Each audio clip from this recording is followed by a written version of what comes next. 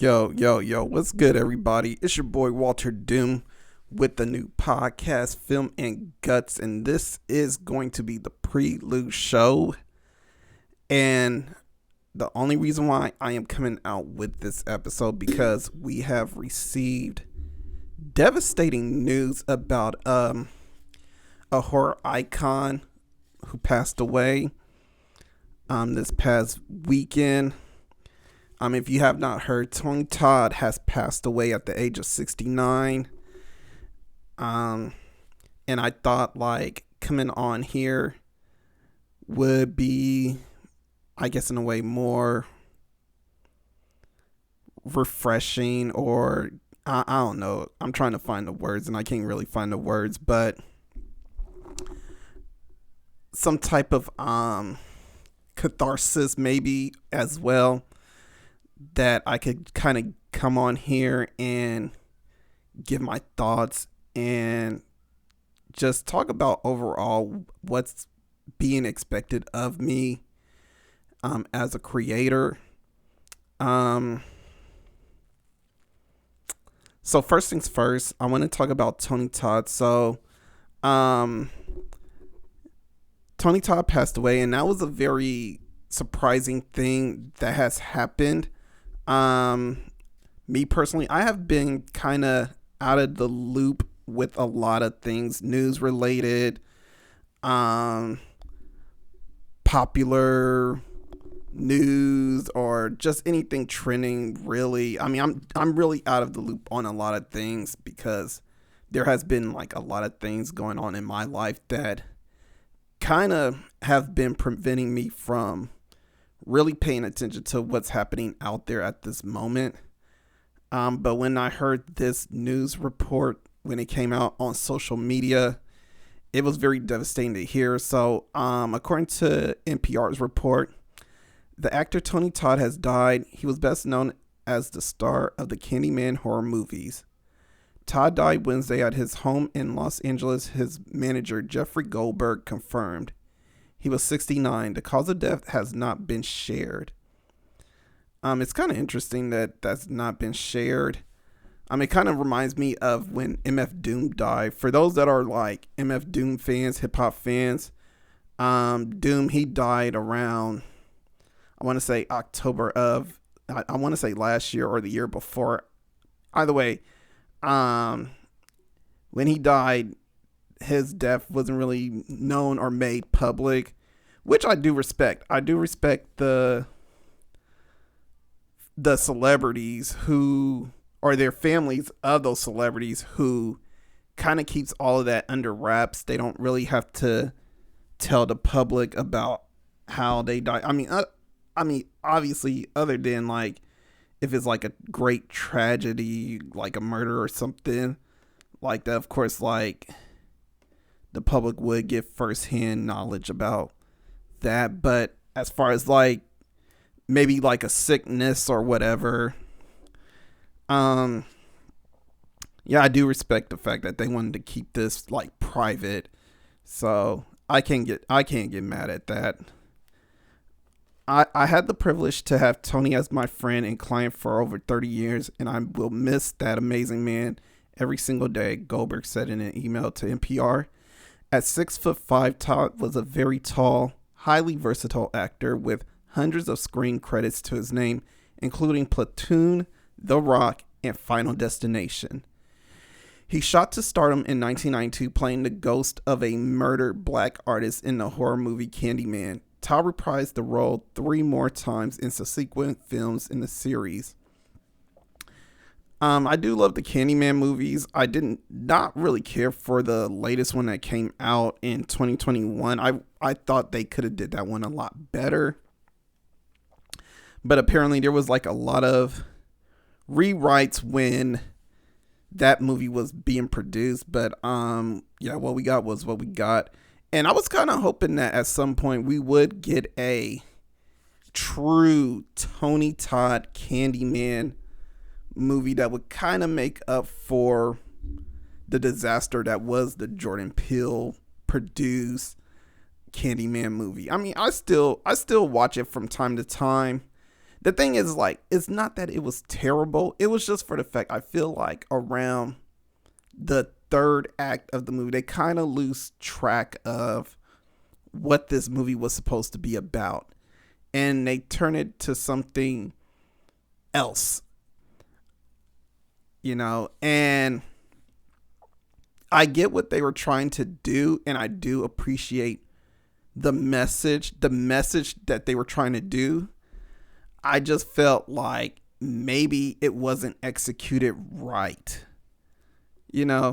but I'm moving on. My beloved, may you rest in power, sweet to the sweet in heaven, said Virginia Madsen, Todd's Candyman co-star, in a tearful post on Instagram. The great Tony Todd has left us and now is an angel as he was in life. Tony Todd was born in 1954 in Washington, D.C. and grew up in Hartford, Connecticut. He studied at the Eugene O'Neill National Theater Institute in Waterford, Connecticut, and Trinity Rep Conservatory in Providence, Rhode Island. In addition to his on-screen career, Todd also appeared in shows on and off Broadway and was a prolific voice actor with credits in movies, TV shows, and video games.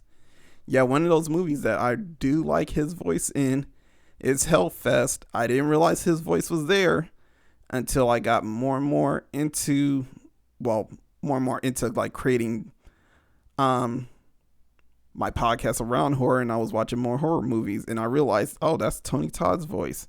Again, my horror history is is not so traditional like everyone else's. My roadmap to this genre has been quite an interesting journey, by the way. So, but I'll get into that later. Those who knew him will remember his warm laugh, generous spirit, and his dedication to his craft. Goldberg said, whether on stage, on screen, or in personal conversation, Tony brought an unyielding honesty that resonated deeply with his friends, family, and fans. So, for me, Tony Todd is a very instrumental person in the horror community.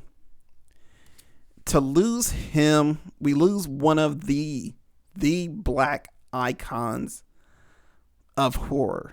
So beyond William Marshall, who played Blackula, Tony Todd was always the guy who was instrumental to me as far as like a black horror icon.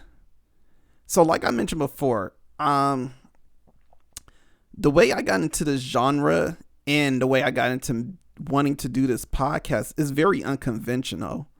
So for me, it started off like I would have to say as a kid. I spent a lot of time writing and drawing as a youth.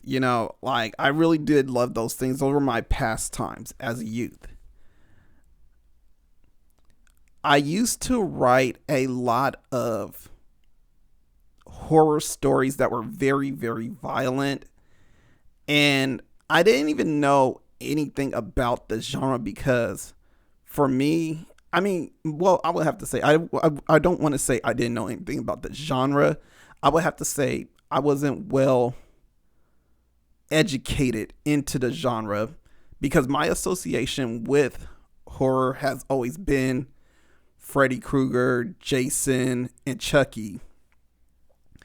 Also mixing in Dracula, the werewolf, and Michael Jackson's Thriller. Not to be funny or anything like that, but so for me, I didn't really have a strong knowledge about how versatile, the genre really is, especially dealing with like sociopaths and psychopaths, or characters that are just a little bit more three-dimensional or written with a certain level of depth that is beyond just the creature that came from the underworld. So a lot of my stories have always been kind of like starring people I knew and usually just murdering off people I knew. And it was more of like a sense of like relief in a way, to kind of like take kind of the built-in anguish or built-in hurt for me, well, that was happening to me, I should say, and doing something creative with it. Unfortunately, that creativity led to some trouble and led to some bit of, I want to say, without like getting too deep into it, but it led me to some trouble and led to some more anguish like behind when all of that happened. So yeah, for me, I lost touch with a lot of like just the writing over the coming years after all of that had happened. But I did get into like horror, I want to say around when the first Saw movie came out. Now, before this first Saw movie, it wasn't like my first horror movie that I've seen, but Saw was the movie that really brought me into the genre. Now, what I'm describing right now beforehand is the genre has always been in me. Somehow the genre has always been in me because it's always been about the fear and just the commentary of anguish and how something could turn into something horrifying. Unfortunately, as a kid, I never really had that guidance or just anybody to say like, hey, you have a gift, you have something that needs to be nurtured, continue doing it, fuck what people say. And unfortunately, I mean, even today, I still struggle with like the guidance part, but we're not going to get into all that because this is not that type of show. But if I could just like have a moment of talking like a little bit about some of that. But for me, the genre has always been in me. It always has been there. And it just came out in a different way, as far as like more so on the creator side, less than on the viewer side. And before I really got into watching Saw, I mean, I already saw movies like Child's Play. I used to be afraid of Chucky a lot, and I do mention this on the podcast a lot, that when I was a young kid, my older sister got me scared of Chucky, and she would tease the hell out of me with Chucky until I faced the fear of Chucky by the time I hit middle school. Now, for some people, you're probably saying like it took you till middle school to face that fear of Chucky, but there are people I know that still are afraid of Chucky. They can't even sit down and watch a Chucky movie because they have such a great fear of him. And it usually kind of comes down to like deep religious beliefs to why these people are still scared of him.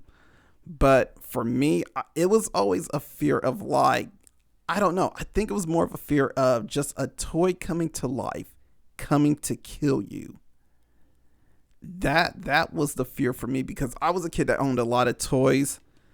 I feel like my mom, even though like we weren't like that well off, I still did get spoiled with a lot of like toys in my disposal, which I am very grateful for. So shout outs to my mom for that. But yeah, it's something just about the thing about toys coming to life and they're coming to kill you. But it's so weird because when what's that movie? Tales from the Hood was out. I remember seeing clips of that movie and the scene with like the little slave dolls. I don't know, for whatever reason, those dolls didn't scare me, but for whatever reason, Chucky scared me. I don't know. I can't explain it. It's so weird, but either way, um, Saw really got me into the horror genre. That's when I started watching a lot of Saw movies and was really getting into them. And after seeing like Saw, then watching some Hostel, I got to a point where I was like, I really do love this genre. And at some point when I get older, I want to collect every horror movie there is now. Honestly speaking, I don't think that's going to be a reality.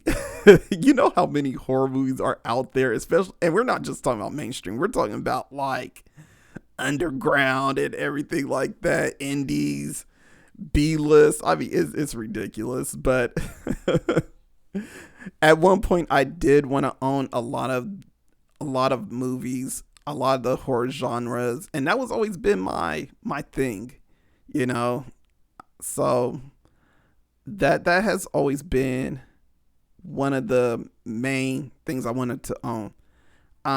When I started going from watching the horror movies to watching the horror movies, I sound like a boomer, but watching horror movies to now wanting to create content around horror movies. And the way it came to me, again, like I mentioned before, just out of a whim, because I was already thinking about creating content for YouTube, and I was struggling trying to think of like what I wanted to talk about or what I wanted to do. Mainly I wanted to do video games. At some point it changed from video games to books.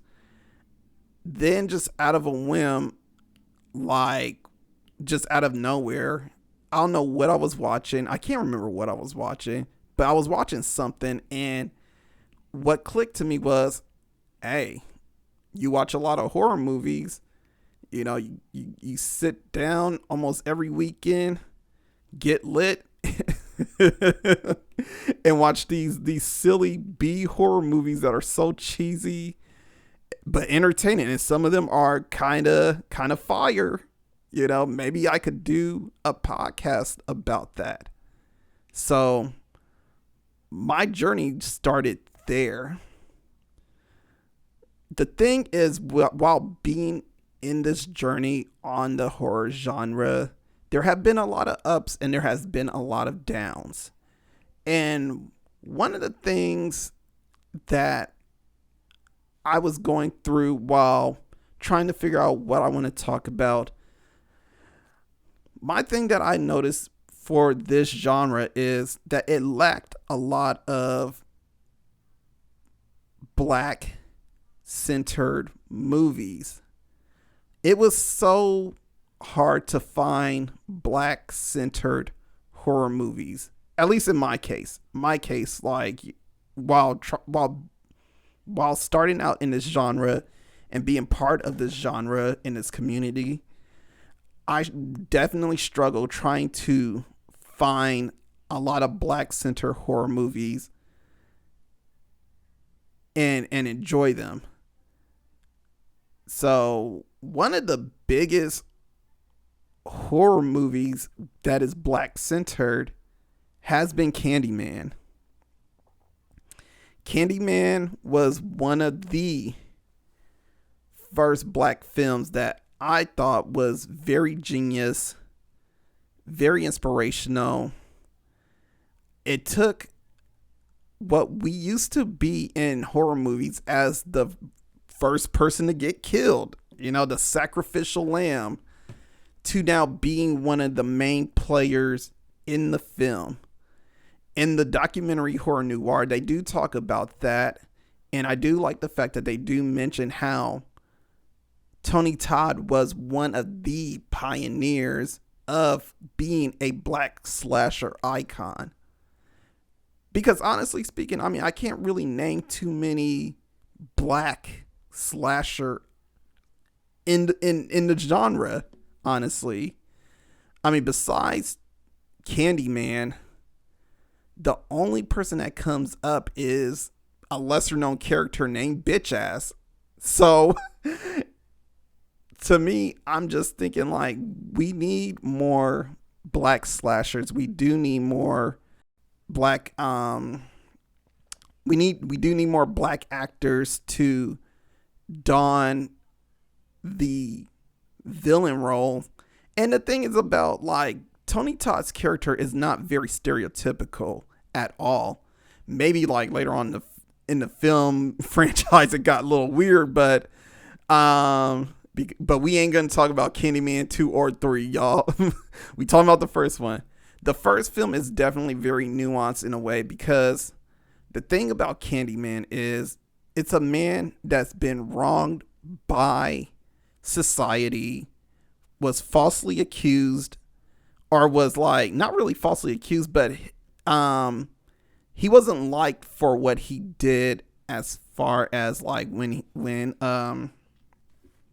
I'm trying to remember the story off the top of my head, but I believe he had a relations with like his client's daughter or something like that, and the dad didn't like it or some shit like that. But the thing is like it shows how society treats black people, and what Candyman represents is that black anguish that we have towards America after they do us wrong and traumatizes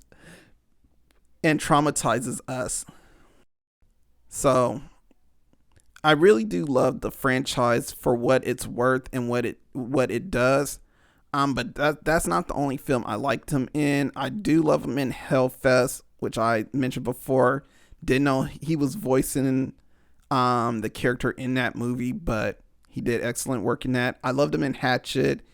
He plays like this funny Reverend dude named Reverend Zombie. Final Destination, he also does the voiceover in that film. Actually, and I think he has a couple of appearances in the earlier films, but then he goes from being in the movie to now voicing in the movie.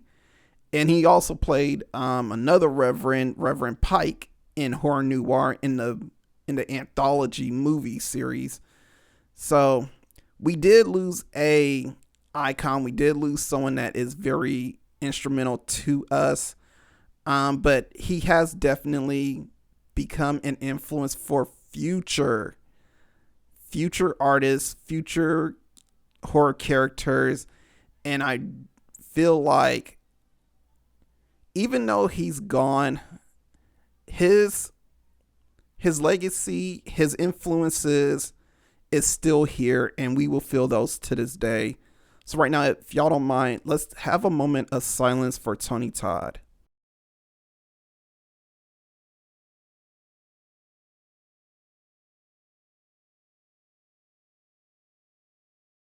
Next thing I want to talk about is what's been going on with Walterdoom. What has been going on with Walterdoom? I want to say I have been definitely going a lot. A lot has been happening to me this year. Mentally, emotionally, I want to say physically as well, but nothing that is too concerning for me physically, but definitely like a lot of physical changes have been going on. But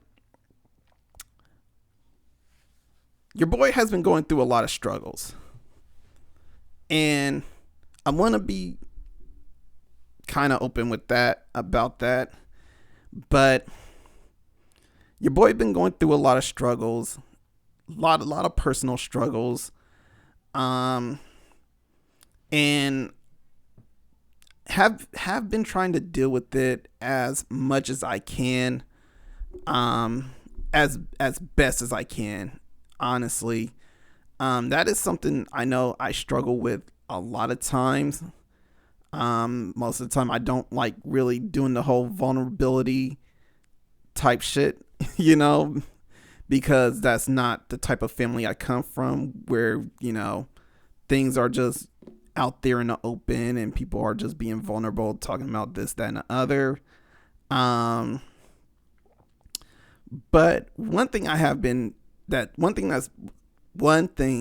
swear I can't talk right now. One thing that has been happening is that one of the things that has, I feel like I'm repeating myself, One of the things that has happened is just a busy summer work schedule. So, and I'm kind of taking it back to summer a bit. So, usually, for the past couple of years now, if anybody has noticed, I have been kind of taking more and more breaks away during the summer, and I feel like that's probably not a good thing because this is where like most of the movies come out, most of the news come out. There's a lot of things that happen during summer.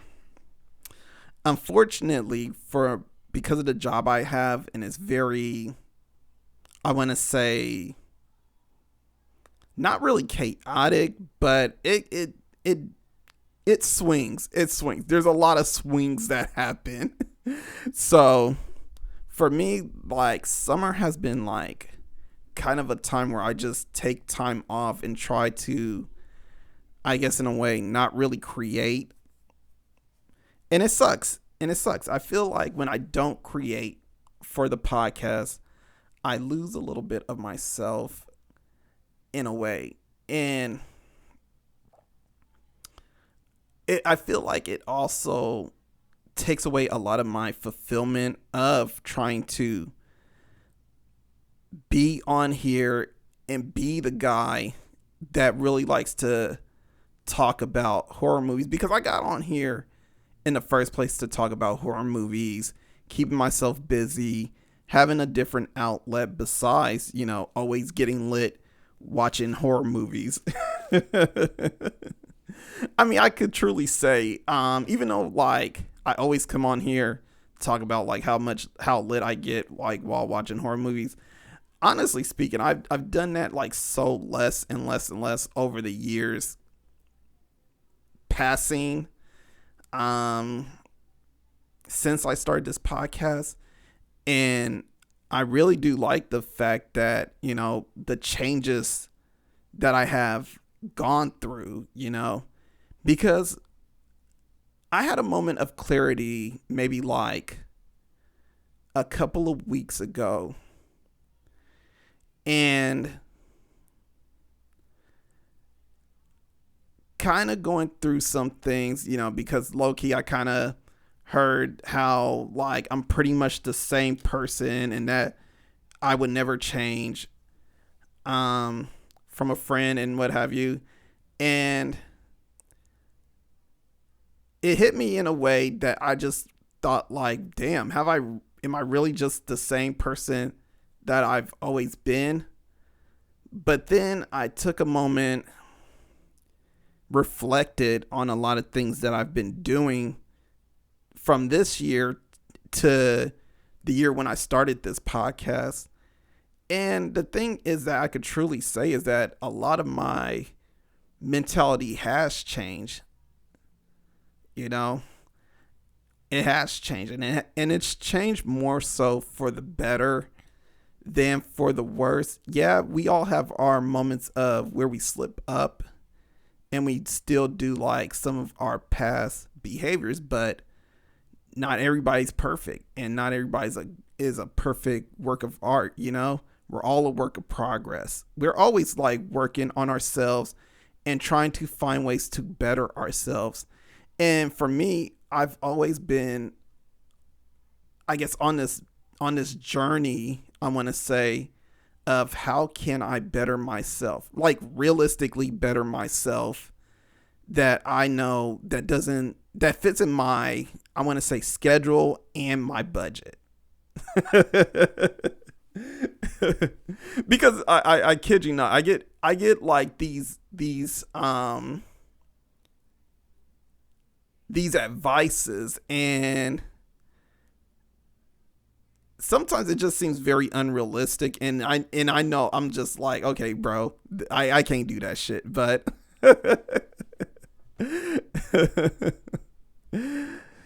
but but I mean, that's beside the point. But the point of the matter is that summer kind of takes away from my creativity.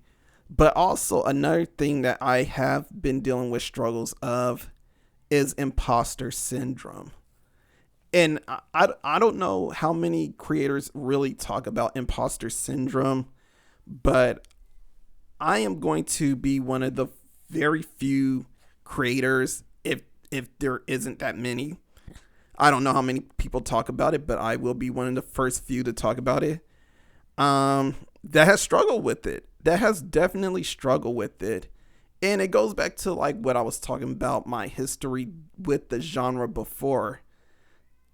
I feel like because I wasn't a kid who was raised on these horror movies like everyone else, I feel like my input sometimes doesn't resonate with a lot of people.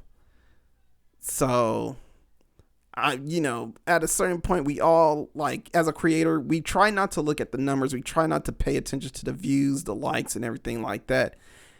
For me, I got on here. I wasn't trying to get views, likes, and what have you, or clicks or whatever.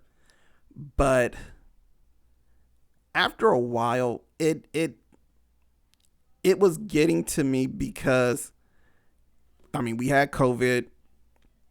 A lot more people had time. People were checking out stuff, and people were actually watching some of my stuff and giving me some likes and feedbacks. Well, not really feedbacks. That's one thing I never really get is comments. But I'm fortunate enough, I haven't seen any ruthless comments, but I guess I'm not really doing anything if you don't see any ruthless comments. They tell you, man, like, if you're not really doing it, if you're not out here getting busy, like, if you're not ruffling a few feathers, you're not really doing shit, bruh. So, yeah. But for me, it got to a point where, like, I got so caught up with trying to chase algorithms, chase the news, chase the trends, and just like do all this stuff like social media wise, whatever, to kind of like draw eyeballs to the podcast. Mind you, I'm a one-man band and it is very draining, honestly. So to kind of go from, doing the work that I do to doing the podcast and recording content for the podcast, edit the podcast, everything like that, to having to do content on social media like Instagram, TikTok, and just to like kind of create those things on there just to try and create viewership for the podcast. It's draining. It is definitely draining. And on top of like, all my other ventures that I'm trying to do, and then trying to balance relationships and dealing with like, anything like, I don't know, anything unsuspecting happening or just like an unexpected illness or whatever. It does get draining after a while. And honestly, this is where I'm at a point where I'm just like, fuck social media, bruh. Like, honestly, fuck Instagram, fuck TikTok, fuck Twitter, even though I've been saying fuck Twitter for a long time. Fuck WhatsApp. Fuck Facebook. Fuck Blogger. Oh man, just honestly, man, I'm at a point where now I'm like, I no longer want to chase the algorithms or chase what's trending or chase what's like what will possibly draw eyes to the podcast, because after a while I feel like it's very disingenuous, honestly. So for this show, Filming Guts, which I've been working on for a while, which is another thing that has been kind of draining as well, is trying to relaunch the show and relaunch it with the new name, new graphics, and what have you. I've been working on this for a while, and the biggest struggle I've been dealing with is the look and feel for this show. And I right now, even though this is the prelude, I've actually been recording episodes like crazy, bro. Like, I've been recording episodes like crazy. I will be releasing my first episode November 19th, so look out for the first episode of that. And the thing is, like, just trying to get the look and feel of my graphics because I'm a former graphic design major. Um, yeah, I have battles within myself of like, is this good? Is this bad? And that's another thing. I've been trying to, I guess in a way, crack more into like the design field. And it's been tough, bro. That's another thing that gets kind of draining. And that's where like a lot of the imposter syndrome kind of comes from as well. Especially when like, you want to create for people, but people are not really appreciative of the work you bring. You know what I'm saying? So for me, I don't really hold too close on what people say too much. For me, I guess in a way, like the only time things really hurt for me when someone says something about me is when it's someone that's really close to me, and they may say something like, I don't know, out of the whim or just like in the moment, and it hits me in a certain way that I'm just like, wow, I can't believe you feel that way because that's not who I am, but if it's like a rando, I really don't give a fuck about randos. I'm gonna be honest. I really don't give a fuck. I'm like King Troll over here half the time. I am King Troll. I troll my friends a lot. So they know like how I get when it comes to this social media shit. And I really try not to take it too seriously. And I think at a certain point for me, I think that's what I was doing, was taking things too serious, trying to chase algorithms, trying to chase, likes and views and everything like that. And I don't know, man, it got to a point where like, I felt like, okay, if I don't release an episode tomorrow, would anybody care? If Walterdoom was to drop off the face of the earth, would anybody care? If Walterdoom was to die unexpectedly, would anybody talk about it? That was just the mode I was on, like honestly. And it made me feel like, okay, then what's the point if all signs is kind of pointing to no one cares? What's the point? You know what I'm saying? It was like, what's the point? But at a certain point, for the past couple of weeks, I just told myself, you know what? I'm Walterdoom. I'm an imperfect human being. I have my own stories of how I love the genre. I've always loved the genre since I was like a kid. I loved it unintentionally as a very small kid when I used to write stories around the genre, dealing with like psychopathic killers, like, to me, like, I want to say this, like, I feel like the best horror stories are not just the monsters, but the people as monsters, like people that are like Christian Bale's character in American Psycho.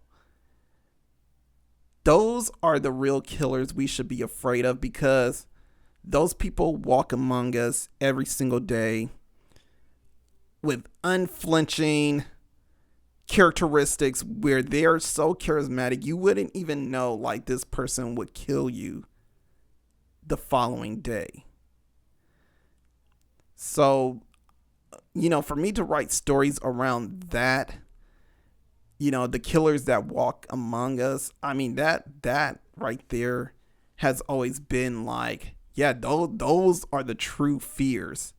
Those are the true monsters that we should fear. But I mean, I also feel like as well, like my stories is kind of like, yeah, you got someone that's like Christian Bale's character, in American Psycho, but they carry on the characteristics like Johnny in a violent nature, where like Broski will leave you alone if you just didn't fuck with him. Like, honestly speaking, like Broski will leave you alone. So sometimes my stories, I feel like it's almost relative to who I am, like you see yourself, being treated as a monster all your life, to the point you start becoming the monster that people has always deemed you to be. And those are stories that I always like to kind of write. I don't know, my overall goal before I die, not to make it sound dire or very worrisome for people, but I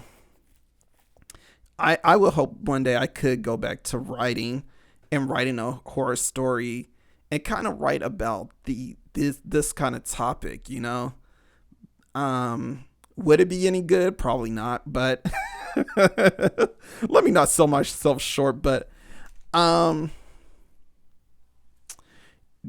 like I was saying before, there has been like a lot of struggle with building this show. If I could go back to refocusing my thoughts on this. So yeah, there's a lot of struggle that goes into like trying to create this show and just trying to do what Walterdoom wants to do. So I had to refocus myself, refocus what my interests are.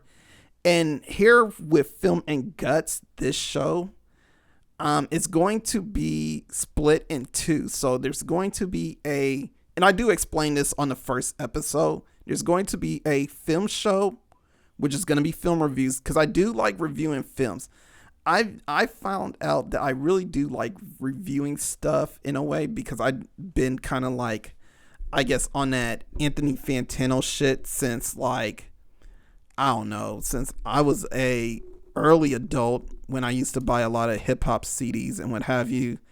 And, I would just be with my boy, we'll be talking, and he'll ask me like, oh, what'd you think of this album, blah, blah, blah. And I would tell him like, that album was kind of trash. I didn't really like it. And he'll be like, what? How can you not like it? It was so good. It's this song. This song was talking about this, and this song was talking about that. And this song, even though, yeah, I get it, like it's a popular song, but that's just a club song, blah, blah, blah, all his other stuff, that those are solid, But for me, it always been like, I've always kind of like had that critical mindset, even though I couldn't really verbalize a lot of what I said. Well, what I was thinking, I should say, which is another thing sometimes I struggle with, is kind of like really clearly verbalizing my thoughts, as y'all can tell sometimes. But yeah, I really was like on that analytical standpoint of just like, okay, when he would talk to me, he would have me thinking about like, okay, how can I start verbalizing how I feel about these albums I don't really care about. And as the more I listen to songs and I started listening to bars and everything like that, I start picking up what I like and what I don't like. And then, watching people like Anthony Fantano doing it for many, many years. I would say like Fantano is probably like one of my inspirations for doing this show, so, shout outs to him. He's still doing the damn thing. Fuck, dude, I was in college when Broski was doing his, needle drop stuff. But, yeah, I am at the point of like, okay, now I watched horror movies and now I'm talking about like what I like, what I don't like. And y'all could see, like, I could pick up and tell y'all like, okay, this is the stuff I like. This is the stuff I don't like. Whether y'all agree with me or not, hey, some might say it's safe. Some might say like, this shit's kind of trash. I don't know. That's your prerogative. That's your thoughts and opinions. But I try my best to do what I love to do. And that's what I'm doing right now. It's kind of like refocusing on stuff that I love to do, movies that I like to watch, and just like talk about movies that just, maybe some of them I watch off of a whim versus, oh, this is the latest movie that came out. Hey, let me be the first one to talk about it. Because sometimes I really don't feel like talking about what new movie is out. And to be honest with y'all, I have not watched too many 2024 movies. Honestly, even with like the more popular ones, have not watched them. Have not watched them. Do I care that I have not watched them? Hell fucking no. Hell fucking no. Not at all, honestly. Am I a little bit happier that I feel like I don't have to chase the algorithm?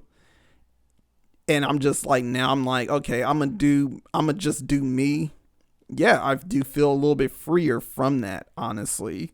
And that's just what I want to do, is just feel a little bit freer from trying to, I guess, chase the clout or chase the trends or whatever. Is it going to affect my viewership? Yeah, probably. Do I really care? Not really. I'm not getting paid for this shit anyway. So, but anyway, yeah, I was explaining the show. So yeah, first section is the film part of the show, which I call film. So that's going to be film reviews. Guts is going to be more about opinions, my thoughts, compare and contrast, little bit of analysis. I know I was trying to figure out which one to say, analyst or analysis, but analysis. And you're gonna get a lot of me laughing at my own jokes. If y'all like it, you're real ones. Y'all should already know I laugh at my own jokes in real life if you personally know me. So if you can't stand the fact that I laugh at my own jokes, I mean, I'm sorry, dog. I mean, maybe this is not the podcast for you, honestly. But the last thing that I kind of want to talk about before I like head out is just the future, just future shit. So I've been thinking a lot more about my future in a general sense, not just like creator wise, but just what does Walterdoom want for himself? You know what I'm saying? And honestly, there's been a lot of things in my life that I'm looking at and I'm just not really pleased with. And if you're somebody that's on that crossroads of that, that's not a bad thing, honestly. Your boy has been going through a lot of personal struggles for a very, very long time. Very long time. Most of the time, like, your boy's visions has not really been very clear. It's been very bleak, and sometimes got really content with just seeing things as it is, Fortunately, I mean, I've had special people in my life kind of like change my outlook on things, and it made me kind of want to change more of who I am and who I want to be. And like I said before, I mean, I've noticed I have changed a lot from who I was 4 years ago to today, 5 years ago to who I am today, 7 years ago to who I am today, even 10 years ago to who I am today. I mean, I was so bad like 10 years ago. The person that's talking to y'all right now, I wouldn't even like really recognize that person, and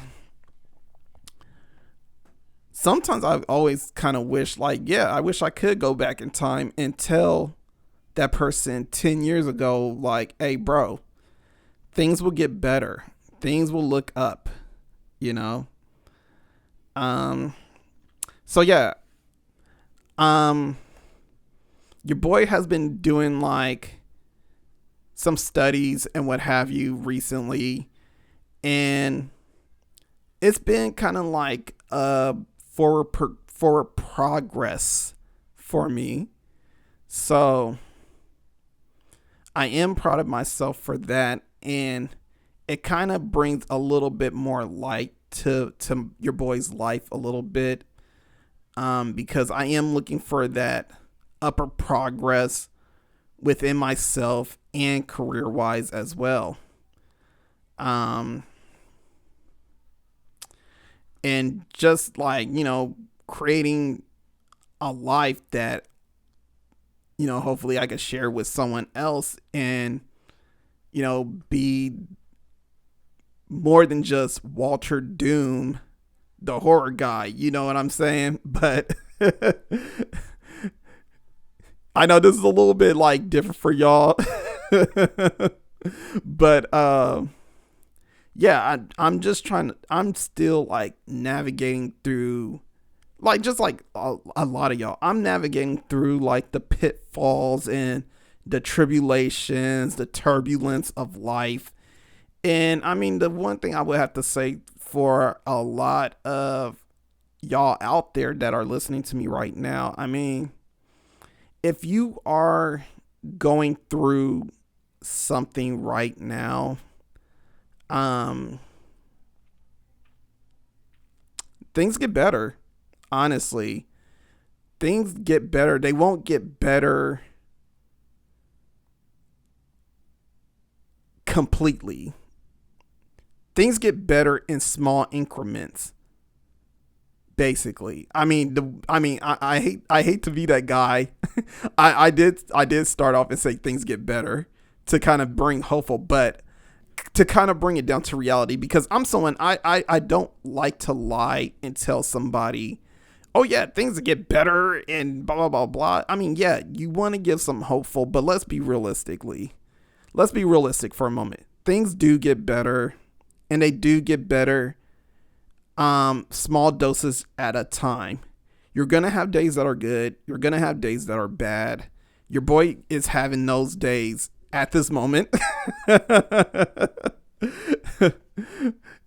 And I'm having a lot more of the bad days than the good days. But I mean, it's crazy that I'm on here recording this. But, Tony Todd got me really just reflecting on life a bit. And it kind of reminds me of this Jay-Z song, This Can't Be Life, This Can't Be Love. And it always kind of like just makes me think about like how kind of like fucked up life is, and how it could be just like going through all these twists and turns, and you just think to yourself like, damn, like, when does all the twists and turns end? When do we get to the point where all of this stuff stops?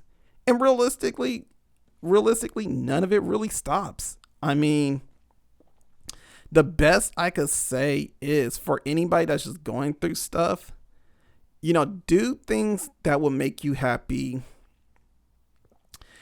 If you're someone that likes to create. If you're someone that likes to talk, I mean, do what I'm doing. Jump on a podcast and talk. If you're somebody that likes to go out in nature and talk to people, or just engage in like different activities, go ahead and do that. I'm fortunate enough to have like certain people kind of like now tell me, like, because they know like all the stuff I'm going through right now, but they kind of tell me like, okay, instead of doing this destructive behavior, because that's what Walterdoom would have did 10 years ago, was something destructive. But Walterdoom right now in 2024, I'm kind of staying away from the destructive behavior and starting to get into more healthier outlets to kind of get through a lot of the pain that I'm going through at the moment. So if you are someone that is going through stuff, definitely try and find a healthy outlet to kind of get out of the funk that you're in. And just know, like, I mean, even though it won't get better that day, maybe the day will be good, maybe the next day won't, but that's part of life. But here's one thing that is that stuck with me from a rap song. It's by this guy named why am I blanking out on his name? John Wells, I believe his name is John Wells. And he has this song that really has been resonating with me for the past couple of months, honestly. And I mean, the song really hits me hard because it does remind me of my own dad. Who I really don't really have that much of a relationship with, but just hearing stories about him, the song kind of like resonates with me a lot. But the song talks about his dad, the story of his dad going through being a drug addict, basically. And the song is called No Drugs in Heaven. And it's a very beautiful, poignant, heart-wrenching song for a rap song, honestly. And the one thing that stuck with me in this song is pain is a sensation. Pain is a cessation.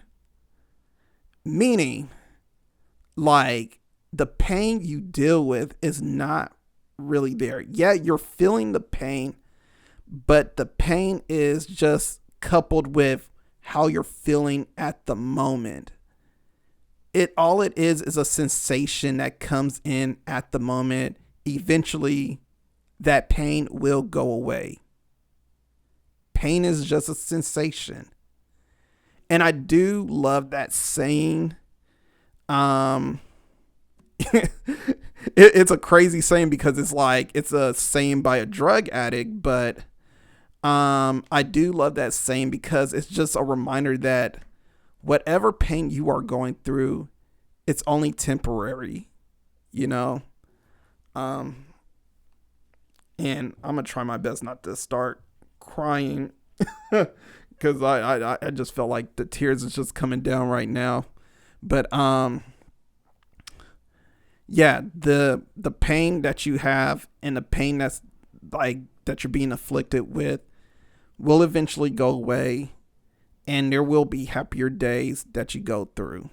So I'm gonna go ahead close out because I just had a moment of of heartfelt hitting me just now. And I mean, no one wants to hear a black man cry on here, but I mean, after that, they're gonna call them all types of pussies and all that. But anyway, Filming Guts, the first episode will be out in November 19th. And I got like a few episodes in the chamber that I've been recording over the past couple of months. So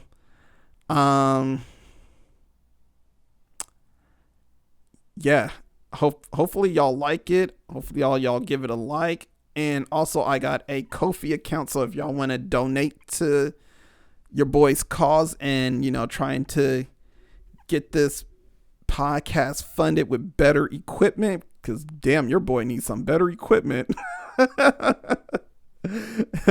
But I mean, that's if y'all like the show. I'm not forcing y'all don't have to really give your money to me, but if y'all want to bless your boy, hey, by all means bless your boy. But either way, shouts out to everyone out there. Let me give a shout out to just all the people that I appreciate in my life and people that came onto the podcast. Shout outs to Megan's World. Shout outs to Dimey Horror. Love y'all. Y'all have been fam to me for a very long time. Shout outs to my boy Marco Estes. Shout outs to my boy Bao. Bal, you always make me laugh, bro. You know, whenever you come on the show, man, you know, I love your energy, bro. Shouts out to Enoch. You know, I see Enoch out there doing his thing. You know, got to give shouts out to him. Shout outs to Ivan. You know, Ivan, he's out there doing his thing. Shout outs to my boy Joe. You know, he got his own podcast with his own crew. You know, shouts out to him. I'm trying to think who else am I like leaving out for the moment.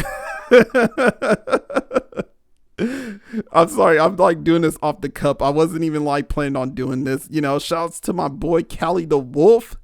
I can't forget my boy Callie, bro. Callie the Wolf. You know, shouts to my boy Algorithm C. You know, knew both of those guys, old high school friends. And, you know, they came through, wanted to help me out with the show, supply beats to the show. You know, I appreciate y'all for that. You know, shouts to Dr. Ghoul, Dr. G himself for coming onto the show and his crew. Shit, I can't even think of anyone else at this moment, honestly. Gore Friends, shout out to them. I mean, I can't really think of anyone else. Who else has been on my show? Not that many. I mean, shout out to Jay Adams, Mother Mortis himself. Shout outs to Audie Harrison. You know, one of my bigger high profile guests. That man, he did Trick or Treat Scooby-Doo. That movie is very fucking awesome if y'all never checked it out before. But yeah, and then shout outs to all y'all that are listening, you know. But other than that, your boy is signing out for today. Once again, R.I.P. Tony Todd. If y'all want to check out the podcast, definitely check out the podcast. It is now called Film and Guts. And this is your boy Walterdoom signing out for today.